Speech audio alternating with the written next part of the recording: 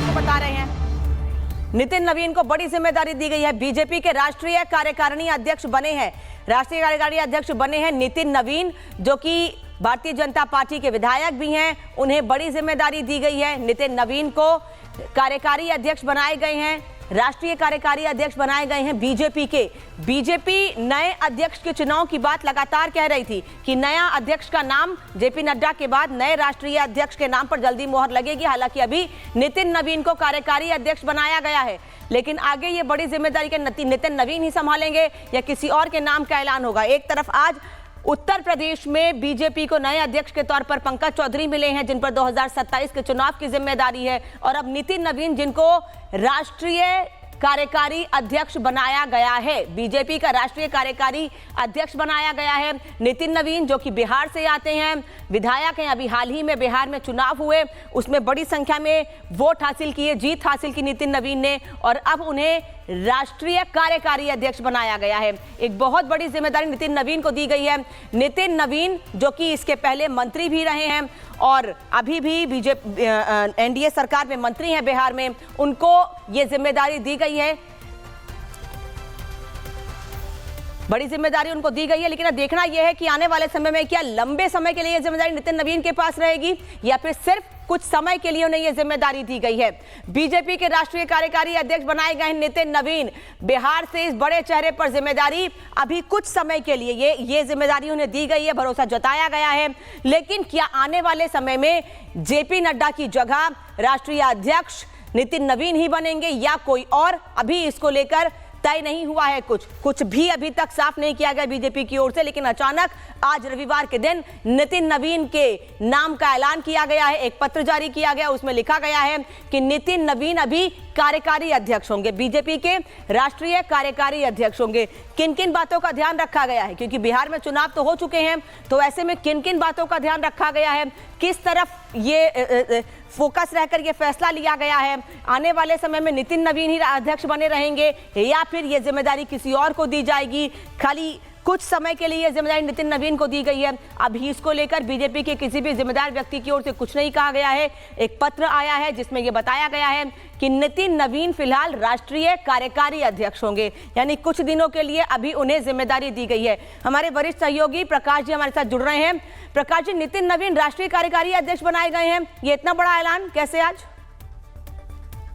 ये देखिए, पिछले कई वर्षों से बीजेपी के अंदर ये निर्णय लेने में दिक्कत हो रही थी कि किसे राष्ट्रीय अध्यक्ष बनाया जाए, और उसी परिप्रेक्ष्य में शायद बंगाल का चुनाव नजदीक है, फिर यूपी का चुनाव नजदीक है, और बीजेपी इस गुत्थी को सुलझा नहीं पा रही थी। तो इसको लेकर नितिन नवीन, जो कि बीजेपी के राष्ट्रीय नेता हैं, उनसे काफी करीब हैं और अच्छा वर्किंग रिलेशंस रहेगा, और कायस्थ समुदाय से आते हैं, इसलिए ये चौंकाने वाली बात है, क्योंकि बिहार में जातिगत समीकरण या राष्ट्रीय स्तर पर जातिगत समीकरण को देख के सभी निर्णय लिए जाते हैं। और जहां तक नितिन नवीन की बात है कि सौम्य व्यक्तित्व के नेता हैं, लेकिन जहां तक जनाधार की बात है, मास अपील की बात है, उतनी नहीं है, राष्ट्रीय स्तर पर पहचान भी उतनी नहीं है। फिर भी ये चौंकाने वाला फैसला है और हो सकता है कि उनको बड़े रोल के लिए ग्रूम किया जा रहा हो, और भारतीय जनता पार्टी ऐसे चौंकाने वाले फैसले लिया करती है। अब देखना है कि किस कारण नितिन नवीन को बनाया गया है, और हम उनसे संपर्क भी करेंगे जल्द ही इस समाचार के बाद।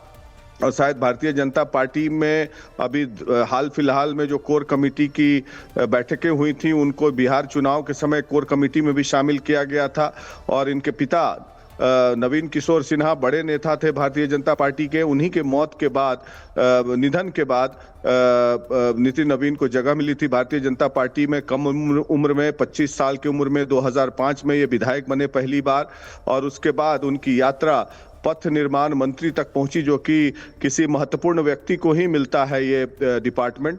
तो इससे आप अंदाजा लगा सकते हैं कि इनकी कद बढ़ी है भारतीय जनता पार्टी में, और छत्तीसगढ़ के भी प्रभारी ये पिछले कई वर्षों से रहे हैं। तो पार्टी की नजर शायद इन पर है। युवा मोर्चा के भी अध्यक्ष रहे हैं कुछ दिनों तक, कुछ सालों तक, तो पार्टी इनको ग्रूम कर रही है। हाँ, लेकिन इनका जनाधार वैसा नहीं है, इसलिए ये फैसला चौंकाने वाला लगता है। और राष्ट्रीय परिप्रेक्ष्य में इनकी मौजूदगी कैसी रहेगी, ये आने वाले दिन ही तय करेंगे। जैसे नितिन गडकरी के बारे में कोई नहीं जानता था महाराष्ट्र में, जब वो रोड ट्रांसपोर्ट मिनिस्टर थे, महाराष्ट्र में जानते होंगे, और जब राष्ट्रीय परिदृश्य पे आए तो लोग जानना शुरू किए। तो हो सकता है नितिन नवीन को भी उसी तरीके से ग्रूम किया जा रहा हो भारतीय जनता पार्टी में। प्रकाश जी, पहले पिछले साल जब लोकसभा चुनाव संपन्न हुए उसके बाद ये कहा गया कि केंद्र से ही किसी नाम का ऐलान किया जाएगा। हो सकता है वो चेहरा भी हो जो सांसद बन के आए दोबारा से तीसरी बार, लेकिन उसके बाद उन्हें मंत्रिमंडल में शामिल नहीं किया गया। हो सकता है उनका नाम हो, लेकिन नितिन नवीन का नाम चौंकाने वाला भी है। और सवाल ये भी कि केवल पश्चिम बंगाल चुनाव को ध्यान में रखते हुए उनके नाम का ऐलान किया गया या फिर कुछ और जातिगत समीकरण और चीजों को साधा गया है?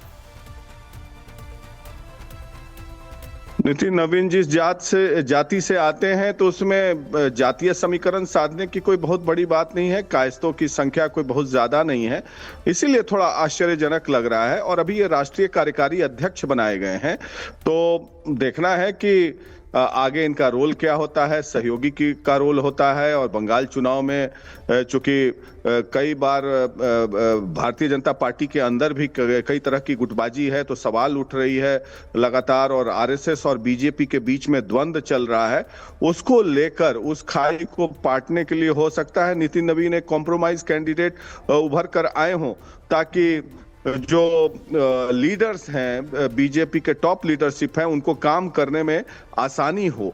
और हो सकता है नितिन नवीन उसी कॉम्प्रोमाइज फार्मूला के तहत बनाए गए हों। मैं बार बार कह रहा हूं कि बहुत ही सौम्य व्यक्तित्व के हैं, बहुत ही मृदुभाषी हैं, लेकिन जहां जनाधार की बात है और जहां पहचान की बात है, बिहार के बाहर इनकी पहचान वैसी नहीं है जैसी कि अन्य बड़े नेताओं की हुआ करती थी। लेकिन बीजेपी हमेशा सरप्राइजेस देने के लिए जानी जाती है, तो इसीलिए। ठीक है प्रकाश जी, धन्यवाद आपका इस जानकारी के लिए। आगे भी इस बड़ी खबर पर हम अपडेट लेंगे, लेकिन प्रकाश जी अपनी बात पूरी कीजिएगा, हम अभी इस खबर पे बात कर रहे हैं, अपनी बात पूरी कीजिएगा। तो इसीलिए जहां तक नितिन नवीन की बात है, मृदुभाषी हैं, सौम्य व्यक्तित्व के हैं, सभी नेता भारतीय जनता पार्टी के इन्हें पसंद करते हैं। तो हो सकता है उसी कड़ी में एक कॉम्प्रोमाइज कैंडिडेट के तहत उभर कर सामने आए हैं। और युवा हैं, 48 या 47 साल के हैं, 50 भी नहीं पूरा किया है, 5 टर्म के विधायक हैं, और इनकी कद बढ़ी है भारतीय जनता पार्टी में। इसलिए हो सकता है जिम्मेवारी दी गई होगी। और भारतीय जनता पार्टी के बड़े नेता जो हैं, प्रधानमंत्री नरेंद्र मोदी और अमित शाह ने कुछ गुण देखा होगा, इसीलिए इनको आगे बढ़ाने की कोशिश की जा रही है राष्ट्रीय पटल पर। Back to you.